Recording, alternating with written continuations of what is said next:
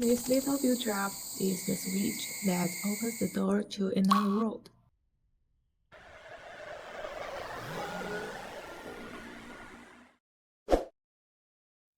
Look, now that he's through, he's already in the human world. In a space like this, he looks so tiny and so lonely.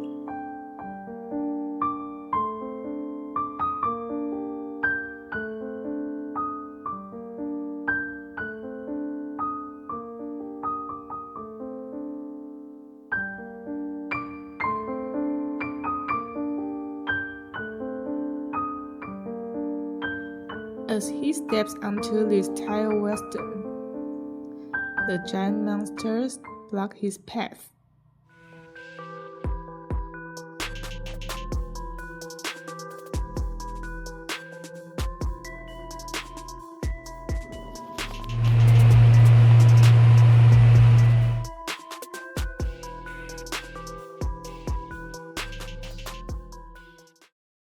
Hey guys, welcome back to the channel. I'm the one who brought these little friends to life. This video is a little different from my usual stuff. I didn't just want to share the DIY process. I also play around with set design to make the photos feel a bit more alive. I ended up making 3 of these little friends, each with their own personality. First, we have the entry point, from the forest to our world. I wanted to capture the moment of him lying on the ground, reach out to touch a dewdrop. I found some old twigs, sawed them down, sanded them, and put them together. A quick drill for the eyes. Let's take a quick look at how he came to life.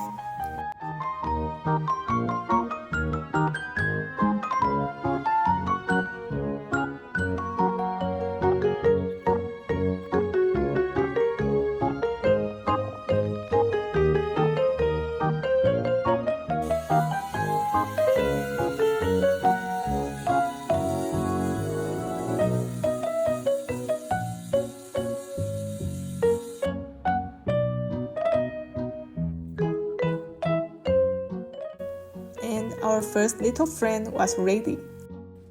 To get that forest vibe, I trimmed some stems from my balcony plant and set up a little stage on a concrete platform.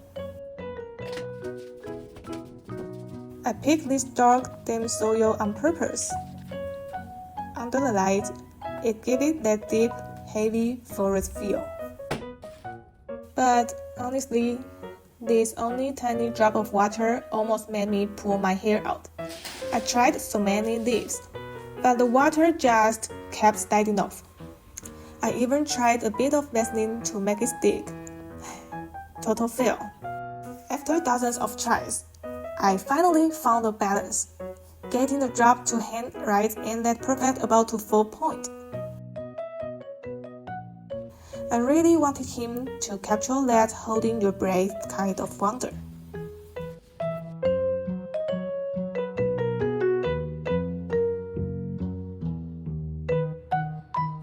Then let's go outside.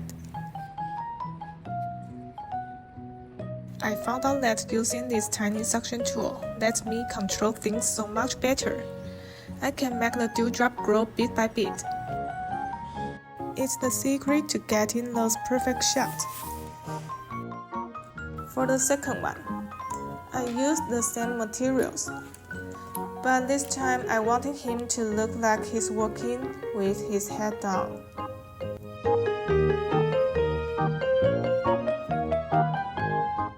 Since their heads are pretty heavy, I had to drill tiny holes in their feet and use copper wire, so they could stand steady in the scene.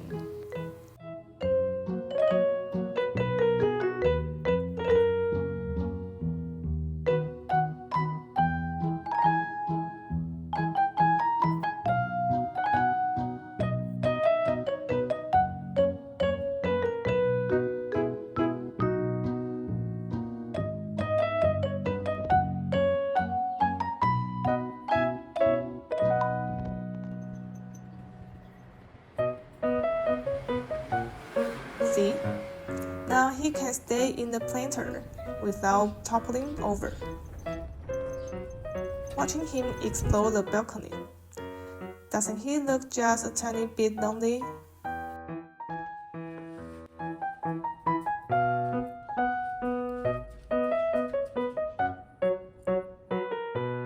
Intentionally tilted his head lower, because that tiny shift changed the vibe from exploring to a much heavier sense of being lost.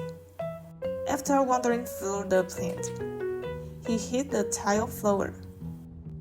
I scattered some sawdust and tapped it with my finger to make tiny footprints. To him, these tracks are the only proof that he was ever here.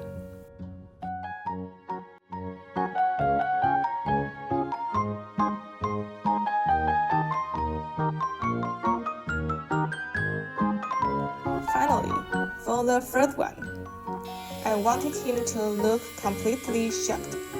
While this little friend was wandering around, I thought, okay, time to show him the real world. I used wire for his neck too, so I could really fine-tune his pose for the camera.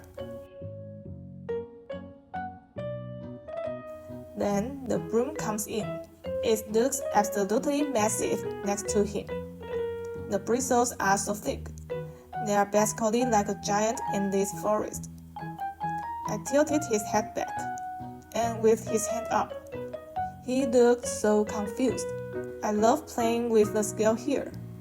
It's so cool how everyday things can look completely different if you just change your perspective. I even did a few shots of him with a stand fan. Even though these three look so similar, they all tell such different stories just by changing their poses in the scene. From that nightmare of the dewdrop to facing giant household objects, that has been my little micro experiment. Do you guys like this style? Let me know what you think in the comments.